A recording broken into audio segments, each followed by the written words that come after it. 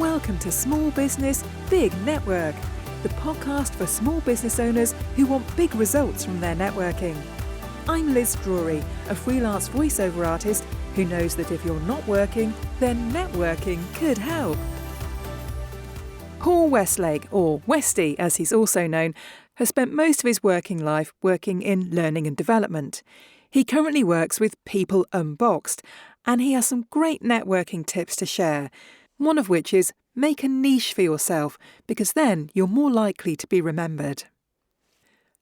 Thank you very much for being my guest on the podcast today, Paul. Oh, it's great to be invited, Liz. I've been really looking forward to this one. It makes a nice change to be the other side of the mic, if that makes sense. Yes, always nice to be on someone else's podcast, isn't it?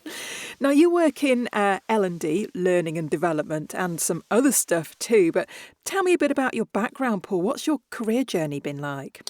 Well, it's very varied. I've been in L&D for at least 30 years. And then ironically, in that time, I only ever had 3 jobs.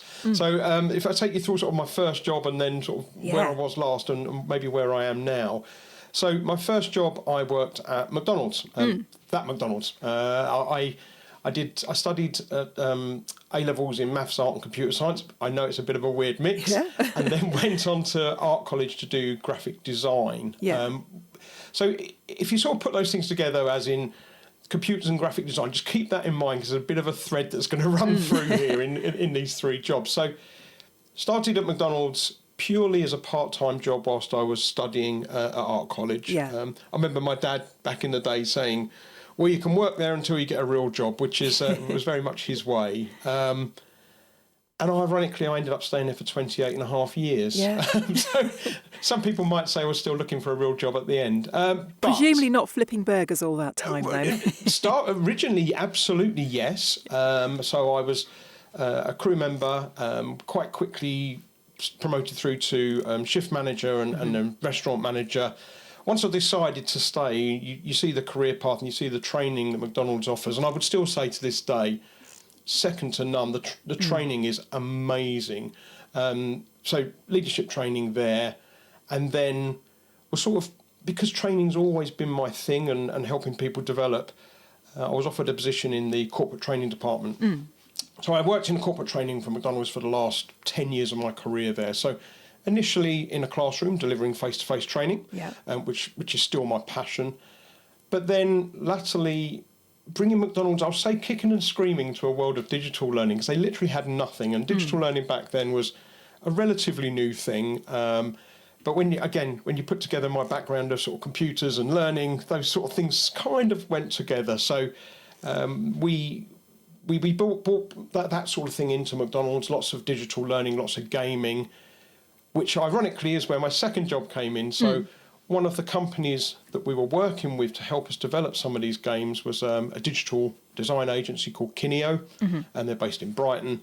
And it's fair to say I was sort of headhunted saying, you're quite good at this stuff, you quite like this design stuff, why don't you come and work for us? So I moved over to them, and it was a different world. It's not until you leave something the size of McDonald's that you realise how, dare I say, almost Truman Show like that is. It's don't go to the edge, no one's ever leaving, because it's just what you know, and it's so strange to make that jump after close to 30 years. Yeah. Was it hard to leave?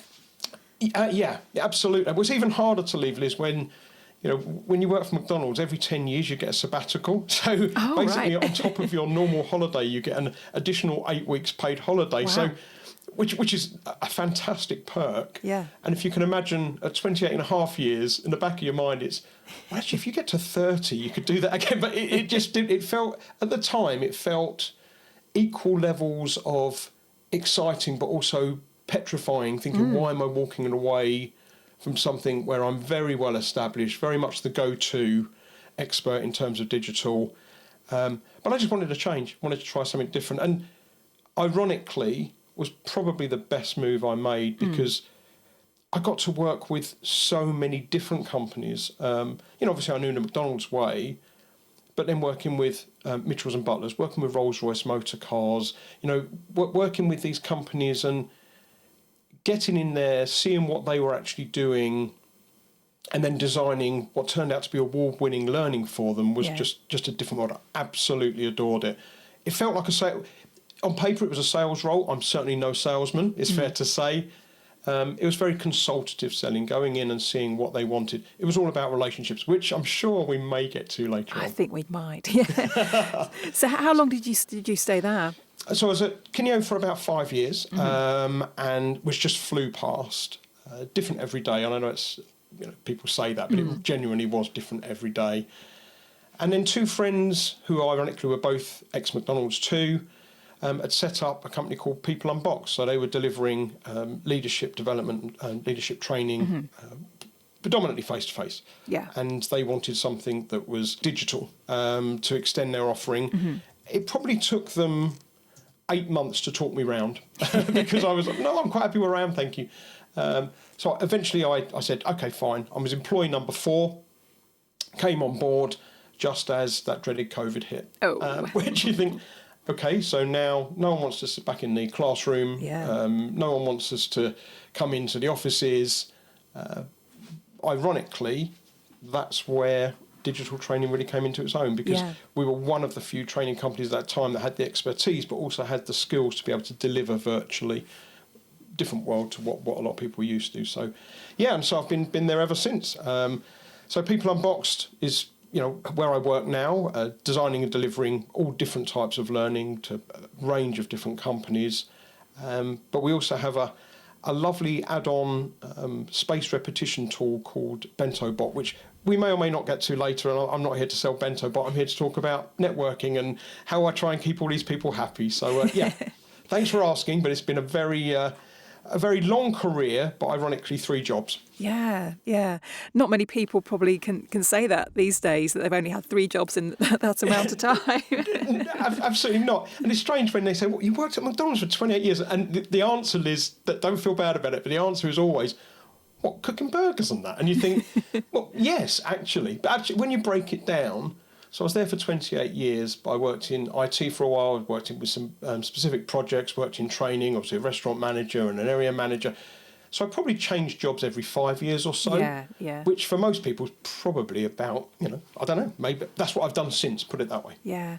So how do you find it now working for a very small company compared to what you were used to? It's totally different. There's an awful lot more autonomy, and I'm very much one of those people that's motivated by autonomy and mastery. So I like being good at things, but I also like. It probably took me 18 months to think, well, I can just do it.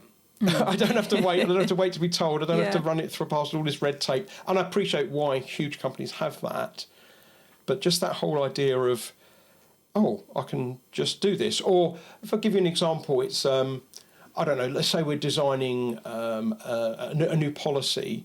Well, I'm used to going onto the internet and finding that policy. Now I'm used to looking at OneDrive and thinking, we need to create a policy for this. So it's different. But, having said that, we've got 12, 13 employees now. So, we've grown quite quickly. And now we are starting to think, actually, we do need policies and procedures in place for this. And we do need some of this stuff to make sure that, this is how things are managed. So it's different. It's exciting. But it's also very rewarding. The more we put in, the more we get out. Which I've loved that from day one. Yeah. So tell me about your clients. Who is it that you're working for and working with?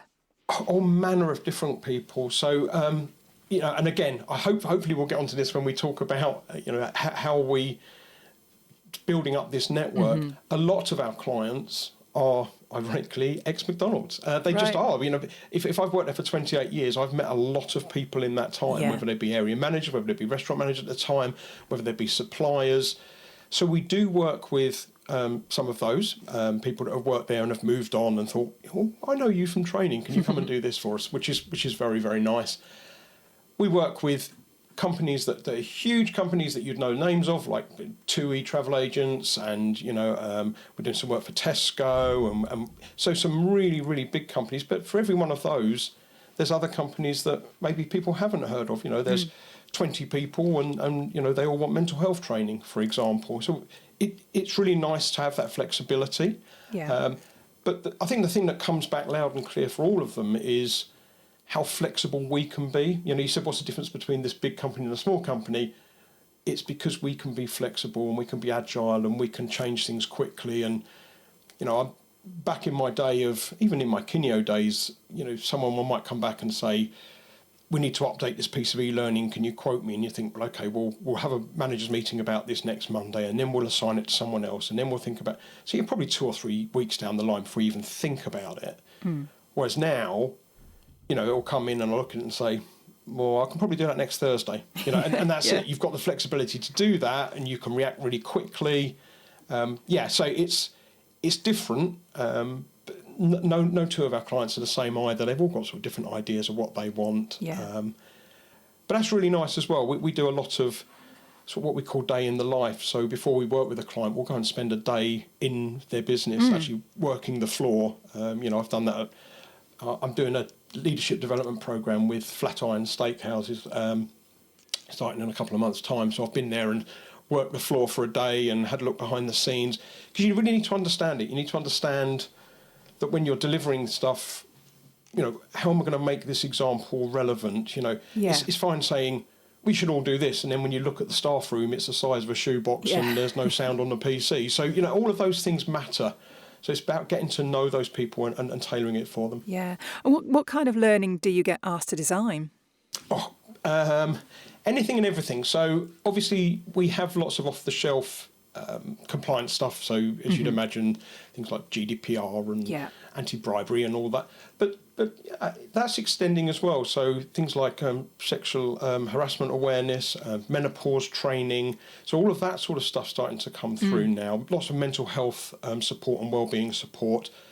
But a lot of it's also leadership training. So whether that be difficult conversations, building a personal brand, all of that those sort of more, I guess traditionally you'd call them soft skills, but very transferable skills. So we're not necessarily going in, although we do this as well, we're not going in and saying, I'm going to teach everybody how to, say it was for McDonald's, we wouldn't be teaching them how to make a fillet of fish. But what we would be doing was going in there and telling their managers how to delegate and motivate their staff, for example. Yeah. So let's come to the networking side of things now. I imagine that's very important for a small business like you're in now.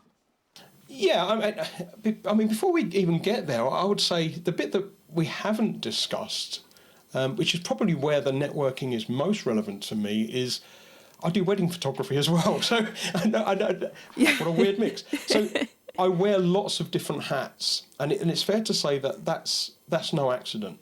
So each of those different hats, whether it be digital learning, whether it be face-to-face, whether it be my wedding photography, that just gives me... Each of those different hats gives me a different room to walk into. Yes. So that, and you'd be surprised how much crossover there potentially is between all of those different worlds. So, it's not uncommon for us to be designing a piece of learning and saying, well, actually, we need a short video to explain this. And they're okay, well, that's fine. We can do that because I've got a photography background, so I can do video work. Or those sort of things sort of cross over. And similarly, I went through a spate when I was with McDonald's where I probably did, I'm trying to count now, at least 8 office members' weddings. Yeah. Which are all based on word of mouth. Yes, yeah. Why would they go to someone they don't know when they can go to someone they do know and has been trusted? So that sort of networking thing with that is very much around the word of mouth thing. But I guess in terms of how I grow the network or how we grow the network, I'll probably break it down into sort of 3 things. So. And I'm happy to go through these one at a time if that works for you. So the first one is about make a niche. So niches get remembered, and I think generalists get forgotten. The more specific you are, the more confidently people refer you. We go to a trade show, and when people come up to you and say, what do you do? The last thing we want to say is, we design digital learning, because you know what? There's 500 stands either side of you that are all saying exactly the same. Yeah. If we can get them to say, oh, that's Westy, he's that e-learning guy who shoots weddings, that's way more memorable than he's that digital bloke. Yeah. It just is. So I guess it's about being known for one thing And if you're known for being good at that one thing, people tend to send you everything. So the rule of thumb for me is, if someone can't describe me in one sentence, they're not going to remember me, not going to refer me. So, or remember us as a business. Why do you want to work with People Unboxed? What is it we offer that's different? And that could be, they came in and worked the floor with us. No one's ever done that before. It's that sort of thing. It needs to be something slightly different. So try and make a niche. Think about what that is, why these people need you as part of it. The next one is, which is ironically exactly what you and I are doing now, is I think networks are by sort of created networks expand by creating things together. So your podcast interviews aren't just content, are they? They're a relationship between you and another person with a tangible output, whatever that looks like. It could be, what's this guy from McDonald's waffling on about? Maybe, I don't know, but it's almost like a relationship between you and I. You know, it's find a reason to make something with someone, and it will help you get to know them better. Yes. So whether that is, I don't know, even working with, I'm trying to think of an example, worked with the National Football Museum. We did a leadership program with them. Absolutely loved it. Lovely, lovely people. One session a month for 7 months. We worked with their senior leadership team.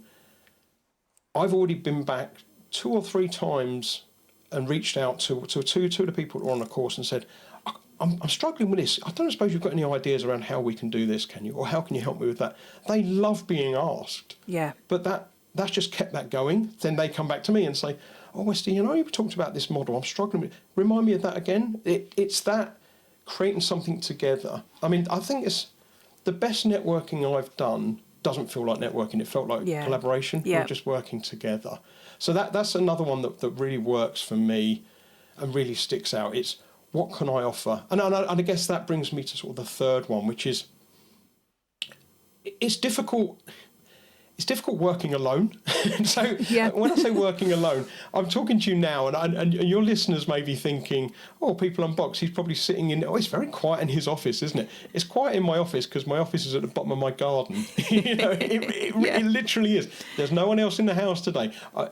Being a digital designer, I can do 90% of my work from home. Yeah. That means some days I can go a whole day without possibly speaking to everyone.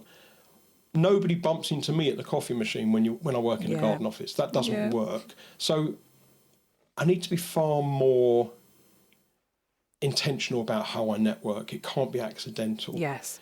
And I think this is where, Liz, if this sounds like I'm telling people what to do, this is just my experience and my advice, and this is what works for me. It's not about posting on LinkedIn and hoping for a bite. I could spend hours sharing and liking and posting stuff on LinkedIn. To me, that's just broadcast. It's like going out onto the front porch and shouting, hoping that the right person is going to walk past the house at some point and wants to buy something. I can't see it any other way. So, but at the same time, I'm not saying don't use LinkedIn. We use it all the time. But be very specific about what you're doing. So, for example, if you read an article or someone that I've worked with previously in my network, they land a new role, or it's the example I just said with the Football Museum. We finished a project that reminded me of a conversation I had with one of their people 6 months ago. That's it. That's your prompt. That's your in. Yeah. So you send that one person a specific direct message. I saw this and thought of you. Guess what, Dave? I've just finished this work on something that we talked about when we did the course together. 90 seconds, one person, one reason. I'd say that's very deliberate networking. Yeah. So it's not about posting and hoping. It's about one person, one message, one reason. Does that sound targeted? It's building relationships, isn't it? That's exactly what it is. It's creating and maintaining relationships. I listened to some of your other shows, and I'll be honest, I was worried. I think, I don't have a marketing background. I don't know what I'm going to talk about. And then for me, you see, and then I thought, hold on, you're going to go on and talk about how you network with people and how you grow your business. And then marketing will get me in the door, and marketing will tell people what I do. But it's when we get in the door, it's different. It's all about creating and maintaining relationships at that point. Yeah, absolutely. And we can't finish this episode without me talking about your podcast as well. Tell me about your podcast. Yeah, no, thank you. Yeah, so we have a podcast called PeopleUnplugged. And it goes back to what I said earlier about the best way of me collaborating with someone is creating something together. So the idea of it wasn't to be a marketing tool or sales tool for either BentoBot or PeopleUnboxed.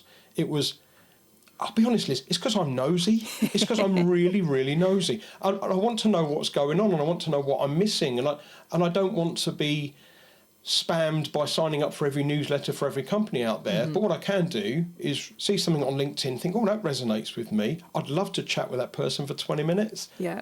And that's what it is. It is a chat. It's 20 minutes, half an hour. You and I happen to be sitting in a coffee shop and go, what do you do then? And we'll have a chat about it. And so People Unplugged comes out once a month. We talk to, officially, it's people from the L&D industry, but if you listen to any of the shows, it's got all manner of different people on there. And a lot of the guests come from sort of one of my sort of networking tips, if you like, and this one goes back to sort of the giving back. I judge a lot of industry awards, so learning technology awards, that sort of thing.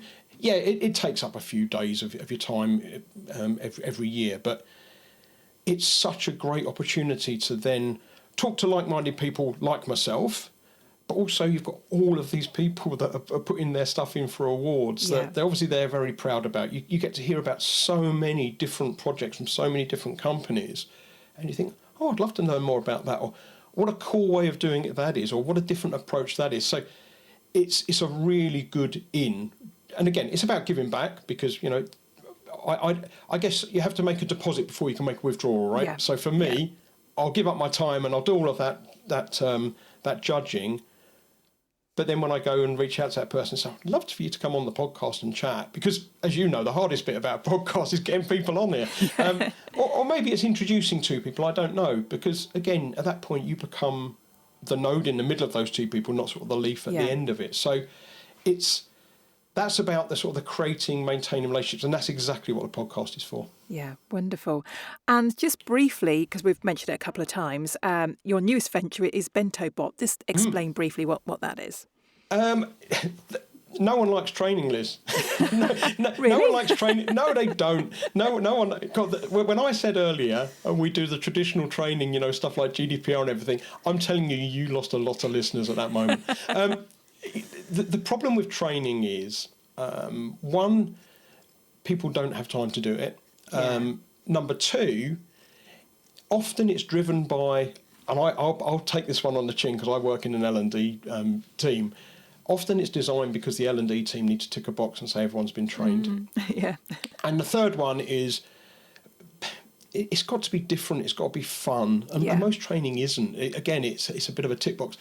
So BentoBot is slightly different in that we break out all the learning down into bite-sized pieces. So no more than 3 to 5 minutes a day. And there's some research done by Harvard on this, that they said people have about 12% of their working week that they can afford to put to one side for training.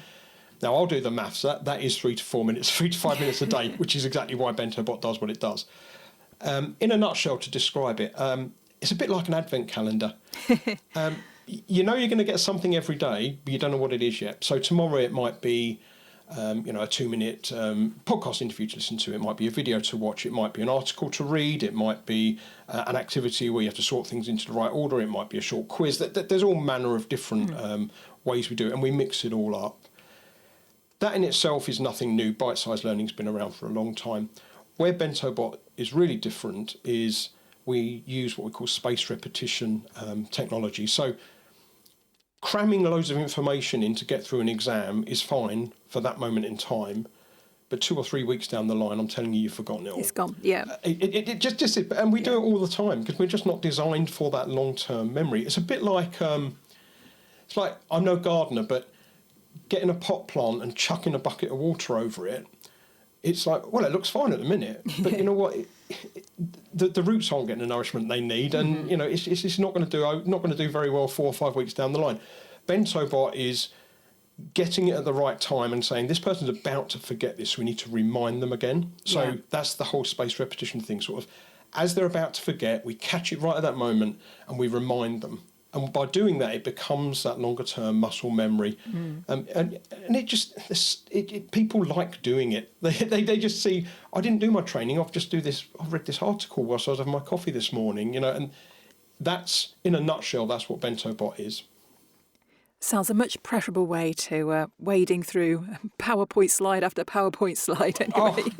Death by PowerPoint is not our thing, absolutely not. I mean, it's very mobile driven. And we say in terms of fun, there's light gamification in it. So, things like building up streaks, picking up coins. Now, anyone who's listening to this who's over about 30 is thinking, that's not for me.